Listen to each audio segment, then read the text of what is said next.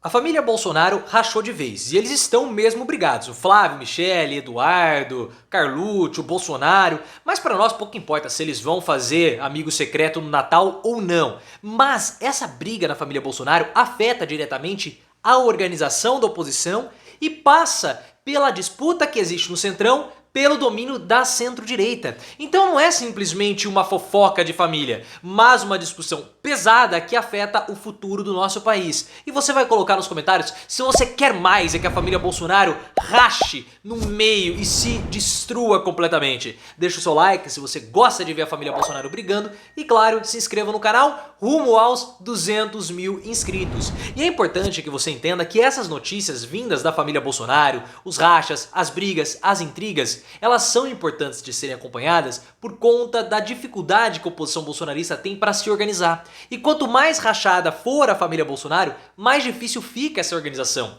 Porque nós temos que entender que o bolsonarismo, ele existe, ele é forte, como nós vimos tanto no primeiro quanto no segundo turno, mas ele não possui partido.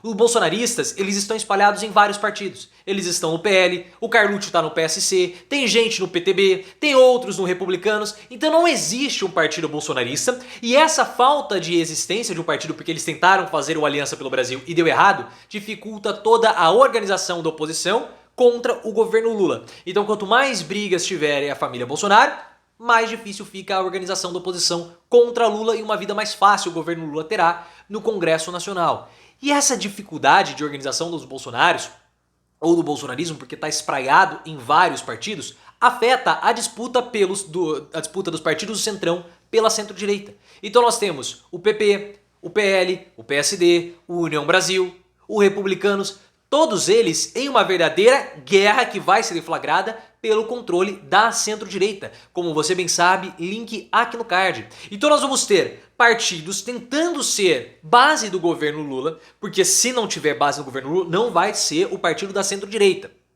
Isso é importante. Você vai ver tudo nesse vídeo que eu linkei aqui no card.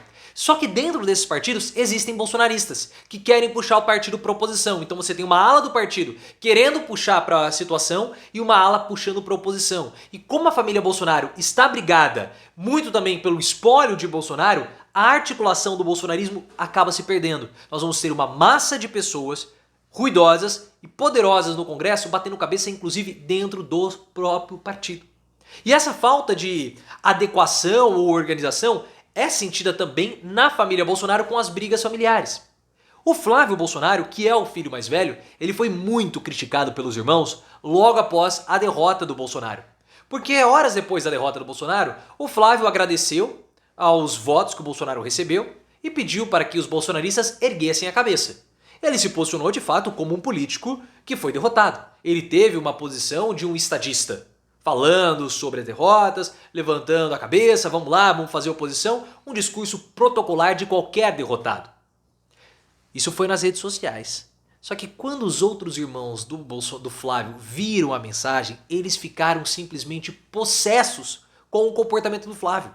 Porque vocês sabem que ao concordar com a derrota, eles acabam anulando qualquer possibilidade de falar de fraude. Ora, mas o filho do Bolsonaro admitiu a derrota. Se o filho admitiu a derrota, ele admite o resultado das urnas, portanto não tem fraude. Então depois de muita discussão do Flávio com os irmãos, segundo informações da Juliana Piva, enfim, Carolina Brígido, veio do UOL essa informação. Horas depois da mensagem assumindo a derrota, o Flávio postou uma outra mensagem falando que estará com o pai para o que der e vier. E vocês sabem bem que o Flávio ele tem visões opostas à visão do Carlucci principalmente. Porque o Flávio e o Carlucci, eles já sabiam que o Bolsonaro seria derrotado. Isso há meses antes do primeiro e do segundo turno. E o Flávio tinha uma visão de apacificar a situação. Não, vamos tentar levar ali uma boa relação com as instituições, porque isso pode dificultar a prisão do nosso pai. Para o Flávio, seria mais fácil o Bolsonaro escapar da prisão se ele tivesse um comportamento mais ameno. O Carlucci, não. E aparentemente o Eduardo também não.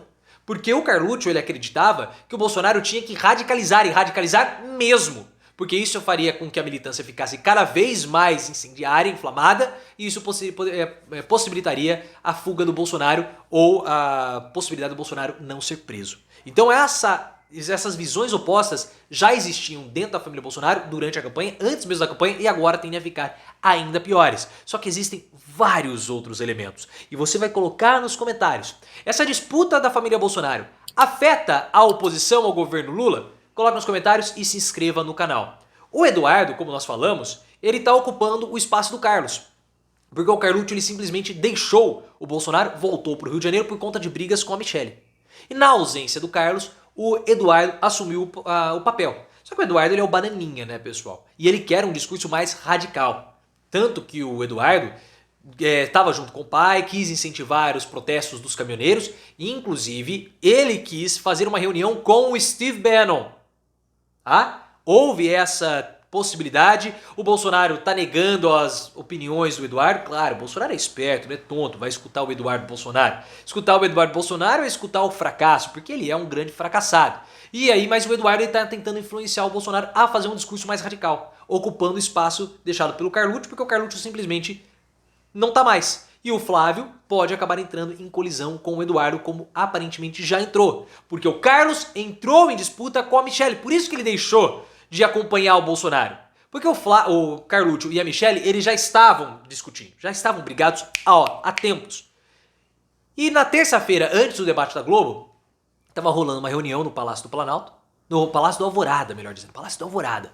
E o Carlos estava lá com outros integrantes da campanha do Bolsonaro. A Michelle descobriu que o Carlucci estava lá, mandou o interlocutor falar para o Carlucci que ele não era bem-vindo, que ele tinha que sair.